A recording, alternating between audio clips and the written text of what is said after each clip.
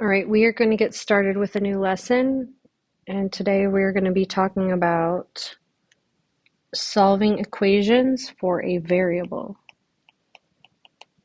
Solving equations for a variable. What does that mean? This is kind of a specific language that we use in mathematics that gets confused with finding a solution. So we're going to talk about the difference between the two. Here's a little reminder. This reminder is if you have one equation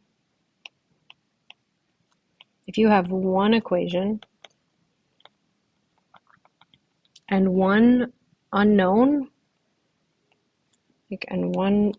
unknown, usually that's what we call the variable. If you have one equation and one unknown, you can find a solution.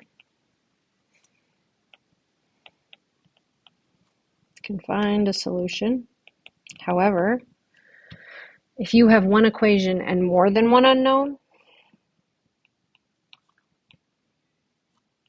if you have one equation and more than one unknown,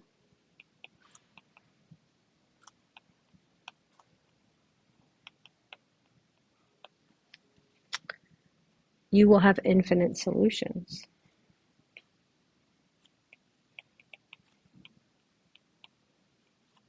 You'll have infinite solutions. So this is just kind of a reminder based on things that we've talked about, but it's important today. So if I gave you an equation, let's just talk about equation, and it's going to be one equation that has three variables. So we've got something like d equals r times t. Now, when we look at this, this is an equation. It means something. The d and the r and the t stand for things, but we're not even going to talk about that yet. We're just going to talk about you've got three variables and one equation. You can't solve to find the solution for any one of these things. You don't know what d is going to be. You don't know what r is going to be. You don't know what t is going to be. However, this equation in its form, we would say this equation, this is solved. We have solved for d. Or another way you could say it would be like solve for d in this equation. What we're looking at here is, two sides of the same equation. And don't forget, we could write it like this. Like we could switch those two if we wanted. We're basically saying these are the same, d equals rt or rt equals d. We're saying that this is going to be most helpful, this equation, if we're trying to find out what d is. Now, right now, we have no other numbers. We know we can't find a solution, but the equation is set up specifically to solve for d. So if you give me an r and a t, all I have to do is multiply them together, and I'll get d. All right? I don't have to mess with d. It's just what comes out when I multiply r and t. So we're talking about this specific equation as solving for d. I need you to remember, because we're going to also try to solve this for r and t, I need you to remember in math what happens when you have two letters right next to each other in algebra. Remember what operators look like in algebra. If you have two variables that are right next to each other with nothing in between, they're actually being multiplied together. So one of the ways we could kind of rewrite this if we wanted to is d equals r times t. Or we could say, sometimes we use parentheses, d equals r times t. These all mean the same thing as d equals rt. We don't use this little symbol anymore for multiplication because in algebra, we have x's that represent unknowns, and we would get confused if we were using x as a multiplication operator. So this is a no-no. We've evolved, and now we're using a little dot in between or just parentheses, or we could literally just write them right next to each other. If they're written next to each other like this up here, d equals rt, that literally means multiplication.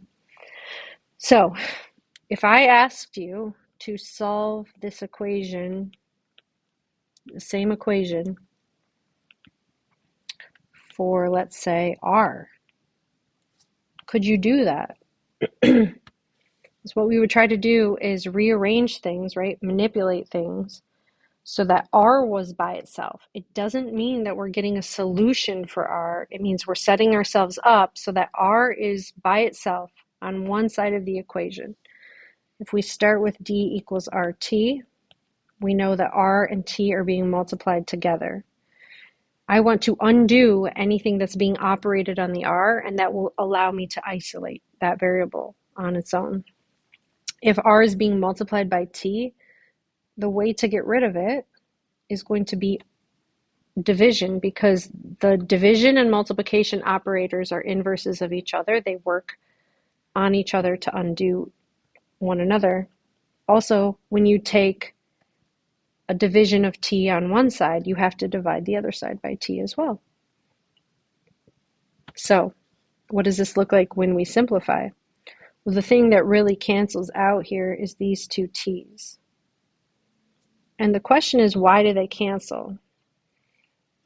If we took a little look over here and we said, okay, we have a t over t, and that's multiplied by an r. You could kind of split it up like that if you wanted. You could divide the t by the t first, and then multiply by the r. A t divided by a t is 1. So this is really r times 1. 1 is a multiplicative identity. You may have heard that before. That means if you take 1 and you multiply it by any number, you're just left with that exact same number. The r doesn't change its identity.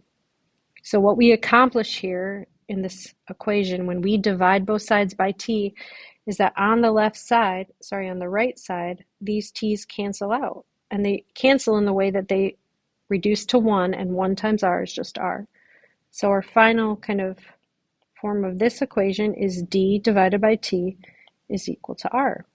And here what we have done is we solved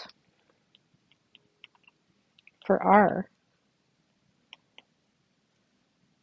Solved for r. We didn't find the solution. There is not a solution to be found yet because there's too many variables. But you can solve for a variable by writing it by itself, and you have to do some work to get it by itself, and that's kind of what we're focused on. So last but not least, we would say solve the equation for, what's the last thing? T. If you solve the equation for t and you start off with d is equal to rt, hopefully you see the pattern. You see the pattern that if r and t are multiplied together, to get rid of the thing we don't want, we're going to divide. So in this particular case, we're going to take both sides and divide by r. And now these cancel. What do we mean by canceling? They reduce to 1, and 1 gets multiplied by t, and that doesn't change its identity. And so your final equation for this is just d over r is equal to t. And now you have solved the equation for t. So here's solving the equation for t, here's solving the equation for r, and then up here we have solving the equation for d. If you wanted to think kind of in your brain back to how fact families work, let's say here's your little brain, and we knew that like 12 is equal to 4 times 3. We'd also know that 12 divided by 4 is equal to 3, and 12 divided by 3 is equal to 4. These are fact families. And that's kind of what's going on here. If two things multiply together to give you a third thing, so the r and t multiply together to give you a d, then taking that d and dividing by r would give you t, and taking that d and dividing by t would give you r. So hopefully you can see that. Actually, I'm just going to end that here.